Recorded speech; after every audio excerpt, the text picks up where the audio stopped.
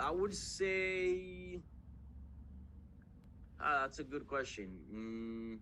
That's always cool, especially if there's fighters that you've looked up to or have been watching for a while. But then that over the years tends to fade away, and it doesn't really become important, if any at all. Obviously, it's always nice to get like good names and stuff like that. But I think it's watching your coverage be part of the sport. I think that's really nice. And be able to inform the viewers one way or another, whether your strength is social or writing or doing video interviews. I think, for example, for me, I've gotten a lot of satisfaction, and it's really important for me to tell stories from Spanish or Mm. Spanish speaking fighters, Hispanic fighters that may not necessarily speak English. So these stories that otherwise would go unheard of, I'm able to tell them, and that to me is really important and has been able to fulfill me a lot in this industry. But yeah, I think just seeing that your work matters, and seeing that your work is part of the industry, I think that's really satisfying. And I think to any reporter or any journalist, I think that's what you strive for. Before MMA Junkie, I was working at MMA Fighting Mm. for like 4 years, a little bit over 4 years.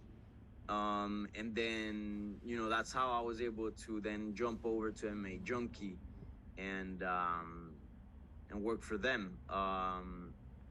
But yeah, that's pretty much the story. I think the biggest sort of hurdle was getting into the industry, which was getting into MMA fighting at the time, which was my first full-time job. It required some connections. It required a lot of hard work, a lot of hustle.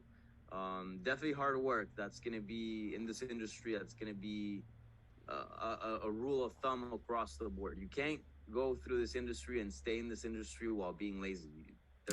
There's none of that. I mean, there's so much to do every weekend. There's a fight. There's a lot of work involved. So I think hard work is really key. Being really nice goes a long way.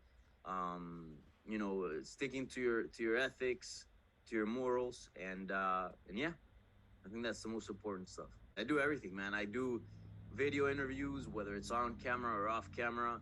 I sorry, I That's edit them as well. I do social media. I write.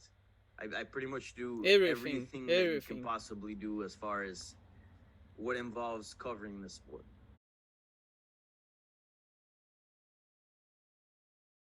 I would say build a portfolio. That's really important. I think some people, I've had people reach out to me on Instagram and other social media, like asking me like, oh, how do I get a job at MMA Junkie, this and that, or even when I was at MMA Fighting, how do I get a job there? And I'm like, okay, what have you done? Like, what can you do? And a lot of them don't have anything to show. They Mm-hmm. haven't had any social media accounts, or haven't tried reporting, haven't tried doing any video interviews.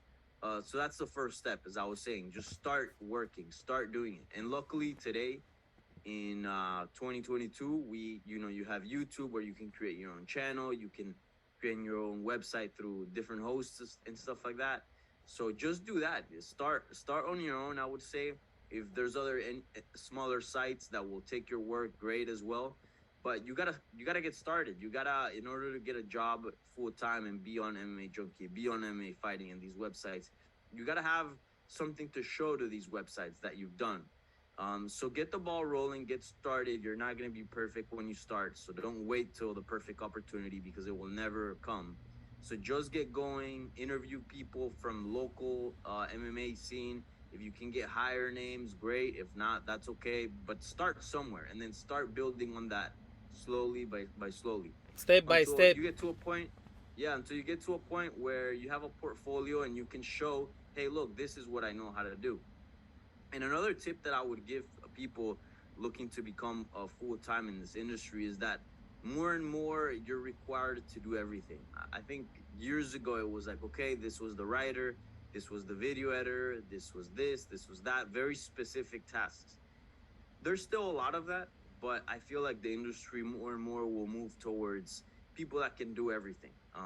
If you can do social media, if you can do video interviews, if you can shoot your interview yourself, if you can write articles, if you can do it all, you tend to be, I think, well, obviously you're going to be a lot more versatile, and I think that's very useful to a lot of sites. So try to learn a little bit of everything, and you have YouTube now. You can learn how to do Photoshop, Premiere, video editing, interviews. I think the best way is to practice, but you can learn all that. So I think my advice is, again, just get going, start.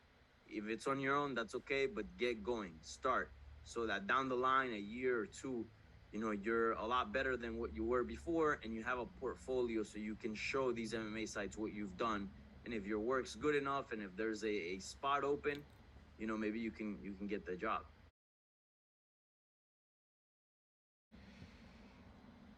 Man, I think at this point, I don't know if I have any dream interviews. Obviously, there's people that I still haven't interviewed in this industry. Like, I'd love to interview Conor McGregor at some point, outside of like a press conference setting and just like a one-on-one. That'd be big as well. But I've interviewed some big names, man. Just this past weekend in Phoenix, I was able to get a one-on-one with George St. Pierre, a one-on-one with Anderson Silva. You know, legends. I think my dream interview would be like outside of MMA, to be honest. I'm a big football fan, so I would say I'm an Atletico Madrid fan. So I would say, I don't know, interview Diego Simeone or you know, someone like that. I think that would be like my dream interview.